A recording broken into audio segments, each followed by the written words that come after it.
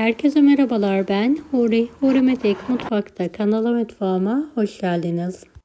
Bayat ekmekleri çöpe atmayın. Su böreği tadında nefis bir börek tarifi hazırlıyorum. Tarifimiz için 5 dilim bayat ekmek kullandım.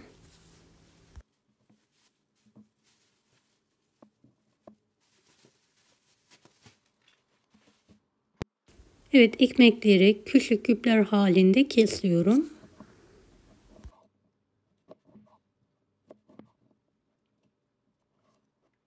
Beni hangi ülkeden veya şehirden izliyorsunuz merak ediyorum. Yoruma yazarsanız sevinirim.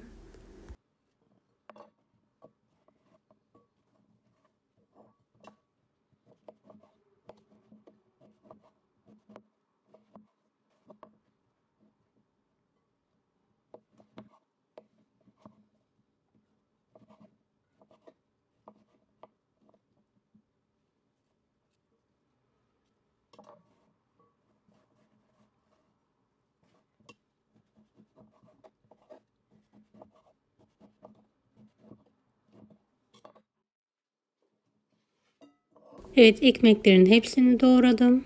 Geniş bir kabın içine alalım.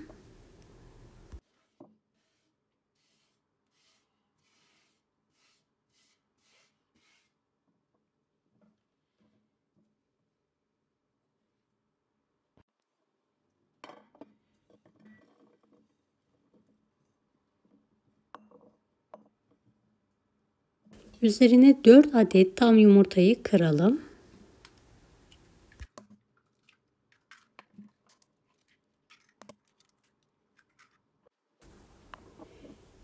...250 miligramlık su bardağıyla 1 su bardağı dolusu yoğurt kullanıyorum.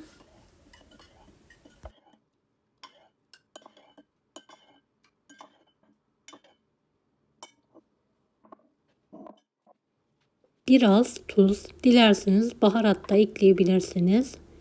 2 yemek kaşığı kadar zeytinyağı.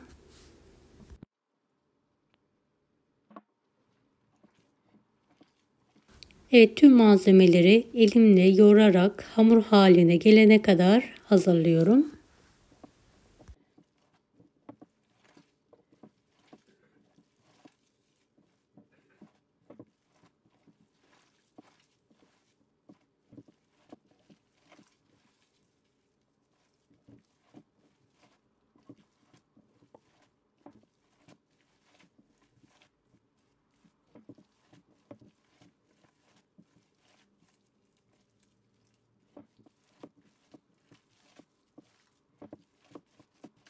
Evet, kıvamı bu şekilde olmalı.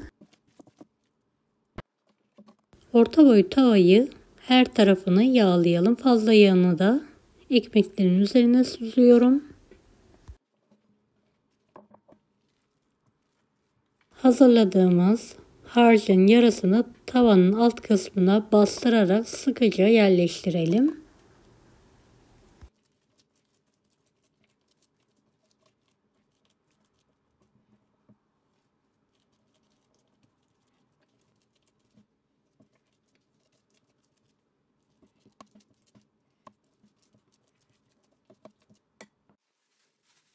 Tam ortasına mozzarella peyniri kullanıyorum. Dilediğiniz malzemeyi kullanabilirsiniz. Bir tutam da dereotu doğruyorum.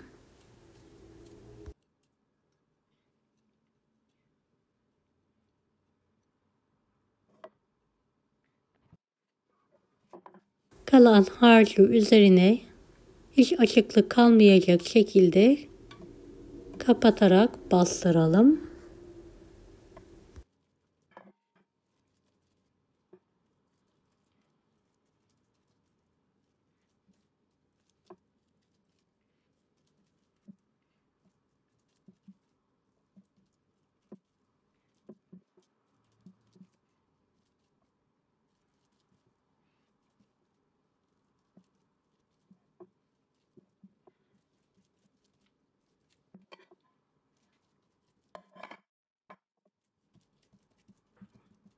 Evet, en son elimle tekrardan sıkı sıkı bastırıyorum.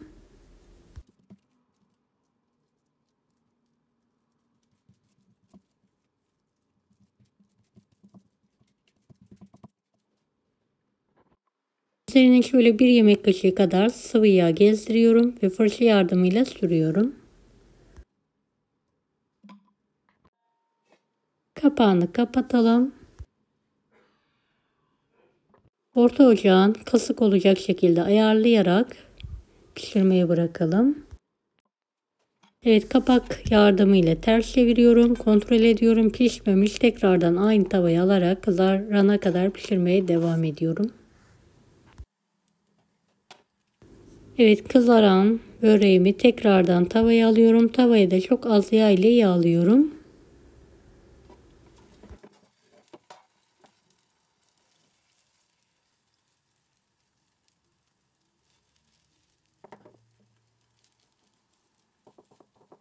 Diğer tarafı da kontrollü bir şekilde kızartarak pişiriyorum.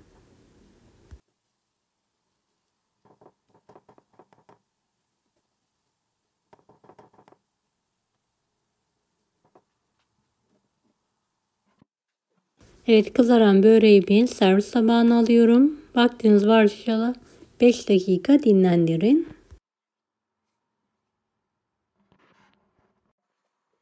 Evet, böreğimi dilimler halinde kesiyorum.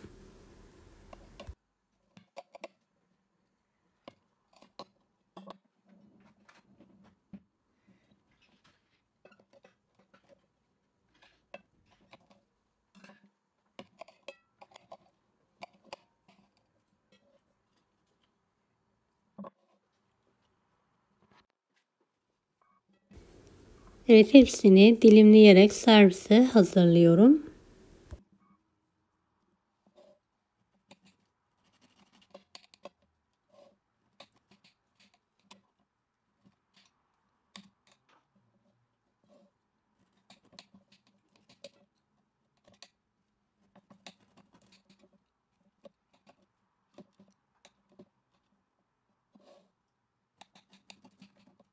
Su böreği tadında kolay böreğimiz hazır.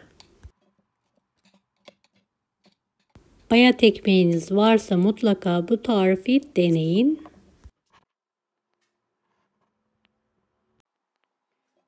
Deneyecek olan herkese şimdiden kolaylıklar dilerim. Kanalıma ücretsiz abone olmayı unutmayın. Bir dahaki videolarda görüşmek üzere. Allah'a emanet olun. Hoşça kalın.